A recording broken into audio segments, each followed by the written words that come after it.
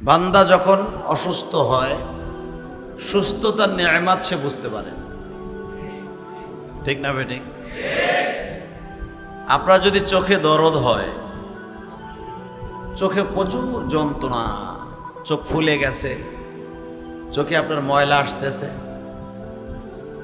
আল্লাহ রাসূল সাল্লাল্লাহু আলাইহি ওয়াসাল্লাম বলেন তুমি তখনই বুঝতে পারবা চোখের আসল দরদ যখন তোমার চোখে দরদ হবে।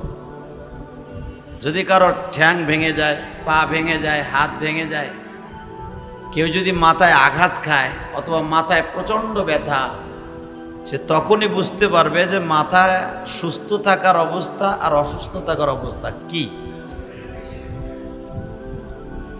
এই জন্য রাসূল সাল্লাল্লাহু আলাইহি ওয়াসাল্লাম বলেছেন, তোমাদের সামনে যদি কেউ অসুস্থ হয়, তার বাড়িতে তোমরা যাইয়া দেখো, তাকে দেখতে যাও।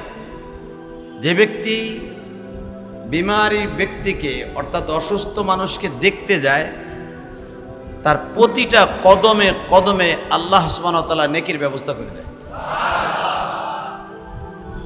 আর যে ব্যক্তি জানাজার জন্য কদম লাগাইয়া জানাজার নামাজ পড়তে যায়, আল্লাহ তাকে প্রতি কদমে কদমে নেকির ব্যবস্থা করে দেয়।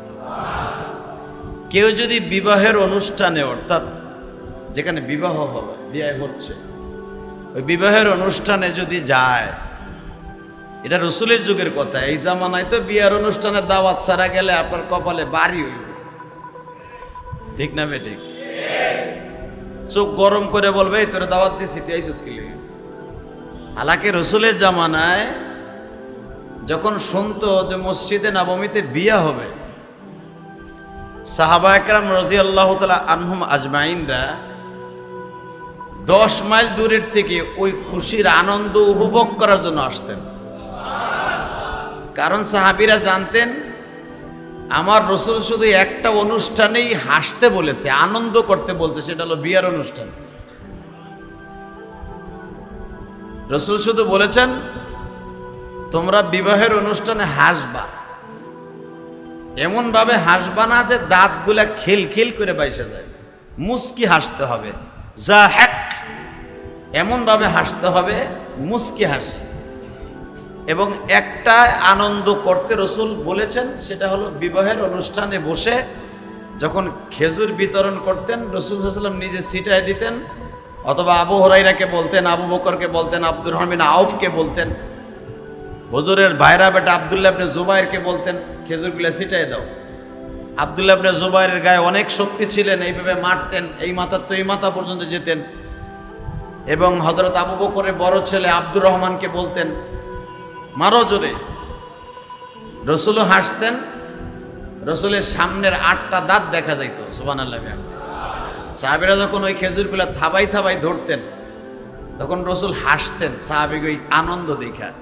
আর রাসূলের আনন্দ দেখে ফেরেশতারাও হাসতেন, ফেরেশতাকে হাসি দেখে স্বয়ং আল্লাহও হাসতেন। এই জন্য রাসূল সাল্লাল্লাহু আলাইহি ওয়াসাল্লাম বলছেন এই অনুষ্ঠানটাই একটু আনন্দ করবা, আমি নবী হাসতে পারি। তখন রাসূল সারা বছরও হাসতেন না, শুধু কাঁদতেন। রাসূল কেন কাঁদতেন? পেটে ক্ষুধা এই জন্য? এ কথা জোরে কর। বউ সালমি অসুস্থ এই জন্য? হ্যাঁ? রাসূলের মাল সামানা দরকার এই জন্য? ওদের পুরা বছর কাঁদতেন, কিন্তু সবচেয়ে বেশি কাঁদতেন একটা মাস আসলে, মদিনায় আসার পরে। সেই মাসটা হলো শাহরুল্লাহিল মুহাররম। এই মাসটায় বেশি বেশি কাঁদতেন, কারণ এই মাসটা হলো আল্লাহর মাস, এবং এই মাসে আল্লাহ রাব্বুল আলামিন কিয়ামত সংগঠিত করবেন। আমার উম্মত এই মাসে কিয়ামত সংগঠিত হয়ে যাবে। এবং এই মাসটা এতই মাস, যেদিন থেকে হাসান রাদিয়াল্লাহু তাআলা আনহু জন্মগ্রহণ করলেন, রাসূল অনেক হাসলেন, অনেক হাসলেন, বুকের মধ্যে নিয়ে অনেক আনন্দ করলেন। আমার নাতি হয়েছে, নাতি, আমার ছেলে সন্তান বেঁচে নাই, এদের থেকেই আমার বংশের ধারা কিয়ামত পর্যন্ত চলবে। রাসূল এই জন্য হাসলেন, কারণ রাসূলের তো বংশ মেয়ের থেকে আছে, রাসূলের থেকে নাই। কারণ যে রাসূলের তো ছেলে নাই, নাতিদের থেকেই কুরাইশ বংশের এই পর্যন্ত কিয়ামত পর্যন্ত চলে আসছে। আল্লাহ রাসূল সাল্লাম হাসানের জন্মের পরে অনেক হাসলেন, অনেক আনন্দ করলেন। নিজে খেজুর চাবায়া খেজুরের পানি জিব্বার মাথায় দিয়া হাসানের গালের মধ্যে দিয়ে দিলেন। 11 মাসের মাথায় আর একটা বাচ্চা হইলেন মা ফাতেমার। 11 মাসের মাথায় ফাতেমা রাদিয়াল্লাহু তাআলার সন্তানগুলা 1 বছরের মাথায় না, 11 মাস 10 মাস এই ডিফারেন্সের ডিস্টেন্সের সন্তানগুলা 5টা সন্তান জন্মগ্রহণ করেছেন। তা 5টা সন্তান হইতে 5 বছর লাগছে। সুবহানাল্লাহ। আপনি বলেন একটা মেয়ের যদি মেয়েটার বয়স মাত্র 13 13.5 বছর বয়স, 14 বছর ফাতেমার বয়স, এই 14 বছর একটা মেয়ের 20 বছর পর্যন্ত 5টা সন্তান। কি মনে করলেন আপনি? আমাদের দেশে যদি এই কোয়ালিটিতে হইতো, আর ওই মেয়েটা যদি বাচ্চাটা টিকা দিতে যাইতো, টিকালা মহিলারা উল্টা বিলে ওরে টিকা দিত। কথা কর না কে যে তোর এত ই কে বছরে বছরে নিতে হইব।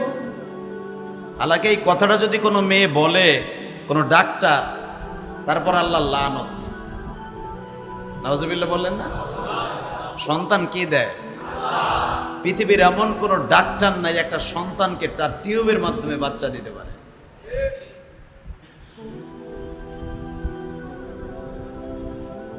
শুনলে আপনি আশ্চর্য হয়ে যাবেন। আমার রসুল ফাতেমার এই বাচ্চাগুলারে নিজে পালছে। আর আপনারা শুনলে আরো আশ্চর্য হবেন। ফাতেমা তো আমাদের মা, যদিও হিসাবে আমাদের কি হয়, বোন হয়, কিন্তু ফাতেমাকে কিন্তু কেউ কি বলে না, বোন বলে না। কি বলে? জোরে কর না কেন? সবাই কি বলে? মা। কারণ আমাদের জান্নাতের সভাপতি হলো ফাতেমার 2টা ছেলে, আল হাসান ওয়াল হুসাইন সাইয়্যিদা শাবাবি আহলিল জান্নাহ। আল হাসান ওয়াল হুসাইন হুমা রায়হানা ফিদ দুনিয়া। রাসূল বলেন এরা হলো জান্নাতের 2টা গোলাপ ফুল এই দুনিয়ায় আমার, এবং সমস্ত মানুষের জান্নাতের সর্দার হলো হাসান হুসাইন। তা জান্নাতের 2টা ফুল, জান্নাতের 2টা খুশবু, জান্নাতের 2টা মালিক, সভাপতি জন্মগ্রহণ করছে। আপনি কি মনে করলেন? তো 11 মাসের ছোট বড় কোন হাসানকে দুধ খাওয়াবে না হুসাইনকে দুধ খাওয়াবে? মাইয়া হলো 14 বছর। যখন ফাতেমার বয়স 15 বছর হয়েছে, একটা বাচ্চা জন্ম নিয়েছে। 16 বছর হয়েছে, একটা বাচ্চা জন্ম নিয়েছে। তা 16 বছরে একটা মেয়ে, সে তো নিজের কাপড়ই পরতে পারে।